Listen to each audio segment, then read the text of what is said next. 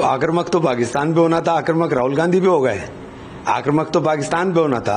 CDS ने भी कह दिया हमने 8 घंटे के अंदर घुटनों पर ला दिया। पीओके पे कब्जा होना था, पीओके पे कब्जा होकर बात करते तब समझ में आती इनकी बात। पार्लियामेंट में तो बहुत चिल्ला कर कहा था कि हम पीओके पर कब्जा लेके रहेंगे, और जब पीओके पर कब्जा होने की बात हो गई कि हम पीओके पर कब्जा कर लेंगे, तो आपने कहा कि बटन दबते ही युद्ध बंद। तो ये बताइए कौन एजेंट और कौन नहीं है, तो खुद सोचना है, जनता का काम है। जनता सोच ले कौन क्या बोल रहा है। राहुल जी तो वही बोल रहे हैं जो सच्चाई है। लेकिन सर कैसे देखते हैं आप जिस तरीके के जो है शब्द उन्होंने इस्तेमाल करे, और उसके बाद बीजेपी भी उन्हें लगातार एजेंट बता रही है, कांग्रेस को पाकिस्तान परस्त पार्टी बोला जाता है, ये कहा जाता है कि आप लोगों के बयान जो है पाकिस्तान के लोग इस्तेमाल करते हैं। जिन्ना को सेक्युलर किसने बताया था? हमने बताया था।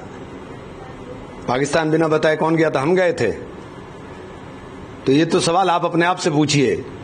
आक्रामक होना चाहिए पाकिस्तान पर, आक्रामक हो रहे हैं आप अपने नेता प्रतिपक्ष के ऊपर, जिन्होंने कह दिया था कि हम आपके साथ खड़े हैं, चलिए पीओके लेते हैं।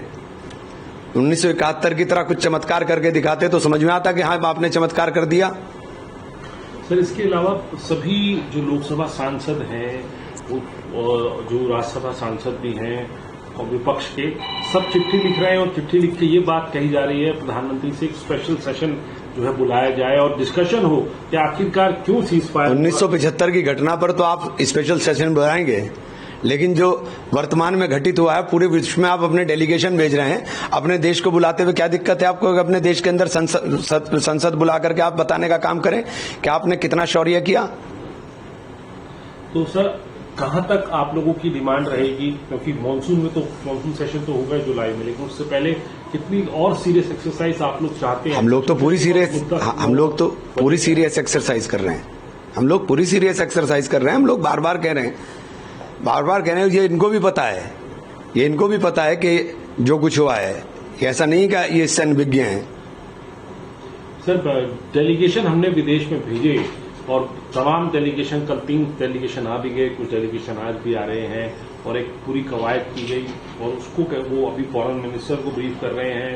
कुछ निकल किया है, कुछ आज करेंगे और आगे, और प्रधानमंत्री को ब्रीफ करेंगे कि आखिरकार कैसा जो है माहौल बाहर विदेश में उनको मिला है।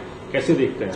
देखिए ये तो एक उनकी अपनी कवायद थी, वो अपना भेज करके हर चीज को इवेंट बनाना मोदी जी की आदत है, तो वो इवेंट बन रहा है, बस इसके अलावा कुछ भी नहीं है। जो पाकिस्तान भी सर अब भारत की राह पर कॉपी कर रहा है, और एक तरीके से ऐसा ही डेलीगेशन जो है भेजा जा रहा है। सुप्रिया सुले जो है डेलीगेशन की मेंबर, उन्होंने भी कहा कि पाकिस्तान एक कॉपी कर रहा है, हमें और डेलीगेशन भेजा। पाकिस्तान, देखिए पाकिस्तान से किसी भी चीज की आप उम्मीद मत करें। पाकिस्तान तो एक धूर्त मुल्क है, वो हमेशा झूठ बोलता है, तो पाकिस्तान से क्या उम्मीद करनी है?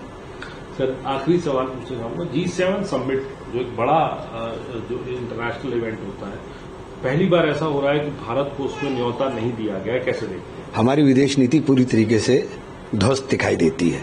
पूरी दुनिया में कोई देश हमारे साथ खुलकर नहीं खड़ा हुआ। अगर इसके बाद भी आप आत्ममंथन और आत्मचिंतन नहीं कर रहे तो ये बड़ा चिंता का विषय है।